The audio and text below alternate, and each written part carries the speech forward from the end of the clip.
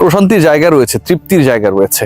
এই টেস্টকে যদি আপনি একটু ভোলার চেষ্টা করেন, বাংলাদেশ দলের অস্ট্রেলিয়া সফর, 23 বছর পরে অস্ট্রেলিয়া সফর, ডারউইনে সেই টেস্ট 9 উইকেটে অস্ট্রেলিয়ার মাটিতে অস্ট্রেলিয়াকে 3.5 দিনে পরাজিত করা, 200 করতে না দেয়া, বাংলাদেশের 1 উইকেট হারিয়ে তাদের দেয়া লক্ষ্য তাড়া করা, কি অসাধারণ কেটেছে।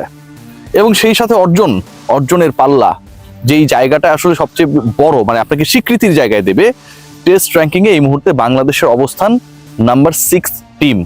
আপনি মানেন না মানেন, গালি দেন, সমালোচনা করেন, বিরক্ত হন, খেলা দেখতে না চাওয়ার প্রতিজ্ঞা করে লুকিয়ে লুকিয়ে খেলা দেখেন, যাই করেন না কেন, এই অর্জন, এই মানদণ্ড, এই স্ট্যাট এবং এই স্বীকৃতি কোনোভাবে আপনি অস্বীকার করতে পারবেন না। এই মুহূর্তে বিশ্বের 6ষ্ঠ টেস্ট দল বাংলাদেশ। যেই বাংলাদেশের টেস্ট র্যাঙ্কিং, যেই বাংলাদেশের টেস্ট খেলা, যেই বাংলাদেশের টেস্টের কনসিস্টেন্টলি পরাজয় একটা সময় আমাদের জন্য প্রত্যেক দিনের গল্প ছিল, প্রত্যেকটা সিরিজের গল্প ছিল, ঠিক সেই বাংলাদেশ যখন এরকম পারফরমেন্স করে, তখন সেটা আপনাকে আমাকে যত সমালোচনাই করি না কেন ভাবতে বাধ্য করে যে এই দলটা আসলে ধারাবাহিক, এই দলটা জিততে পারে, এই দলটা অস্ট্রেলিয়াকে হারাতে পারে, পাকিস্তানকে হারাতে পারে, এবং একই সাথে প্রতিপক্ষের মাঠে গিয়ে জয় কিভাবে পাওয়া সম্ভব সেই রেসিপিটাও ভালোভাবে জানা। বাংলাদেশ তার ক্রিকেট ইতিহাসের, শুধুমাত্র টেস্ট ইতিহাসের না, সেরা সাফল্যটাই পেয়েছে এই অস্ট্রেলিয়ায়। আবার তাদের টেস্ট ইতিহাসের সবচেয়ে বাজে পরাজয়টাও রেজিস্টার করেছে এই অস্ট্রেলিয়ায়। কারণ অস্ট্রেলিয়ার বিপক্ষে অস্ট্রেলিয়া এসে আপনি হারবেন, বাজেভাবে হারবেন, এটা কিন্তু কমন। এটাকে আপনি কোনোভাবেই বলতে পারবেন না যে এটা কেন হইলো। আপনি যদি আরব আমিরাতে গিয়ে তাদের বিপক্ষে হেরে যান, প্রশ্ন থাকবে যে ঠিক আছে, তারা ভালো দল না, তাদের সাথে আমাদের কন্ডিশন মেলে, অনেক ধরনের যুক্তি থাকবে। কিন্তু আপনি অস্ট্রেলিয়ায় গিয়ে অস্ট্রেলিয়ার বিপক্ষে বাজেভাবে হারবেন, এটা এক্সপেক্টেড। হয়তো বাংলাদেশ একটু বেশি বাজেভাবে হেরেছে, কিন্তু ওই জয়টাকে অস্বীকার করা যাবে না, র্যাঙ্কিং এর উত্থান অস্বীকার করা যাবে না, হাসান মাহমুদের 6 উইকেট অস্বীকার করতে পারবেন না। বাংলাদেশের পেসারদের মধ্যে, বাংলাদেশের সব ধরনের বোলারদের মধ্যে এক ইনিংসে best bowling figure Shariful Islam 7 wicket যেভাবে নিয়েছেন অস্ট্রেলিয়ার মাটিতে, অস্ট্রেলিয়ার 7 জন ব্যাটারকে এক ইনিংসে আউট করে, সেটাকে আপনি অস্বীকার করতে পারবেন না। তানজিদ হাসান তামিমের শতককে অস্বীকার করতে পারবেন না, নাজমুল হোসেন শান্তর 84-কে অস্বীকার করতে পারবেন না। এই যে এতগুলো অর্জন, এবং সেই অর্জনগুলো কিন্তু 2 টেস্ট জুড়ে।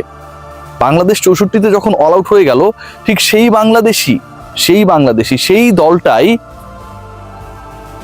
অস্ট্রেলিয়াকে 210-এর মধ্যে বেঁধে দিয়েছে। তার মানে কি, যে বাংলাদেশ আলটিমেটলি চেষ্টা করেছে, বোলিং ডিপার্টমেন্ট চেষ্টা করেছে, র্যাঙ্কিং এর উন্নতি উত্থান এই দলটাকে আরো রেসপন্সিবল করবে। তবে সেই রেসপন্সিবিলিটি কতটুকু বাংলাদেশের ক্রিকেটাররা, বাংলাদেশের অভিজ্ঞ ক্রিকেটাররা তাদের দায়িত্বে, তাদের কাঁধে নিয়ে পারফর্ম করতে পারবে, সেটা নিয়ে যথেষ্ট প্রশ্ন রয়েছে। খেয়াল করে দেখবেন, মিচেল স্টার্কের বলে যখন তাইজুল ইসলাম বোল্ড হয়ে গেলেন, আউট হয়ে গেলেন, মুশফিকের কি দরকার ছিল তাকে ওই প্রান্তে ব্যাটিং করার জন্য অ্যালাউ করা, এই যে সিঙ্গেলস নিতে অ্যালাউ করা, পরবর্তী সময়ে আপনার টেল এন্ডার এক্সপোজড হয়ে যাওয়া।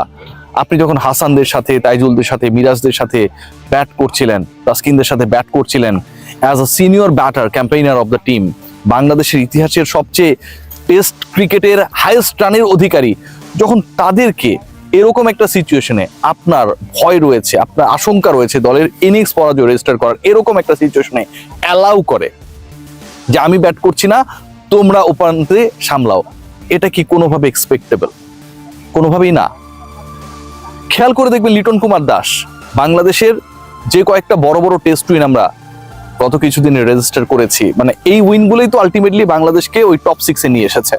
লিটন কুমার দাসের একটা বিগ রোল ছিল বাংলাদেশের 26 রানে 6 উইকেট যাওয়ার পরে পাকিস্তানের রাওয়ালপিন্ডিতে। What a performance by Liton Kumar Das, what a partnership Liton and Mehedi Hasan Miraz. সেই লিটন কুমার দাস অস্ট্রেলিয়ায় এসে অ্যাটলিস্ট রানের খাতা তো খুলবেন, সেটাও করতে পারলেন না। টানা 3 ইনিংসে ব্যর্থ, 3 ইনিংসে 3টা 0। লিটনের নাম, লিটনের যোগ্যতা, লিটনের রেসপন্সিবিলিটি, লিটনের সাম্প্রতিক পারফরমেন্স, লিটনের প্রতি আপনার আমার এক্সপেকটেশনস কোনো কিছুর অনুবাদ করে না। বাংলাদেশ ঠিক তখন হেরে যায় যখন মুশফিকরা টেল এন্ডারদের এক্সপোজ করে। বাংলাদেশ তখন হেরে যায় যখন লিটন কুমার দাসরা অতিরিক্ত প্রেসারকে ক্রিকেটটা ভুলে কাঁধে তুলে নেন, এবং সেটার প্রতিদানে 3 ইনিংসে 0-তে আউট হন। এখন লিটন কুমার দাস 3 ইনিংসে 0-তে আউট হয়েছে, বা লিটন কুমার দাস 3